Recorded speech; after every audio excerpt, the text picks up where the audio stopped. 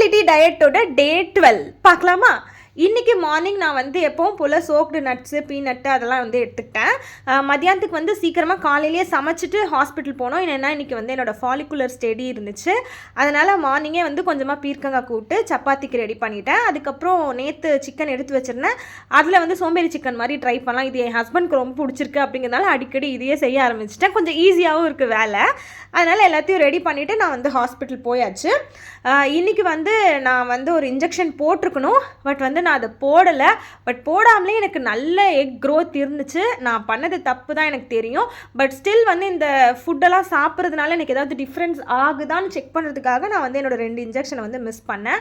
Actually நல்ல result இருந்துச்சுங்க. நீங்கள் நம்பவே மாட்டீங்க. நான் பண்ண அதே தப்பை நீங்களும் பண்ணணும்னு நான் சொல்லலை. பட் வந்து இன்ஜெக்ஷன் மாத்திரைலாம் கொடுக்காத ஒரு விஷயத்த நம்ம டயட்டே சரி பண்ணணும் அப்படிங்கிறது தான் நான் பிலீவ் பண்ணேன். ஸோ அதனால் இன்றைக்கி வந்து டே சூப்பராக போச்சு. பயங்கர ஹாப்பி. ஹாஸ்பிட்டலில் ரிசல்ட்லாம் பார்த்துட்டு வந்ததுக்கப்புறம் பயங்கர ஹாப்பி. ஸோ அப்படியே எங்கள் மாமியார் வீட்டுக்கு போயிட்டோம். மாமியார் வீட்டுக்கு போயிட்டு அங்கே எங்கள் பக்கத்து வீட்டில் வந்து குட்டி போட்டிருந்தாங்க. அவங்களாம் எடுத்துகிட்டு வந்து இங்கே வச்சுருந்து கொஞ்ச நேரம் அவங்க கூட டைம் ஸ்பெண்ட் பண்ணிவிட்டு என்னோடய டேவை கம்ப்ளீட் பண்ணிவிட்டேன். நாளைக்கு இன்னொரு வீடியோவில் பார்க்கலாம். பாய்.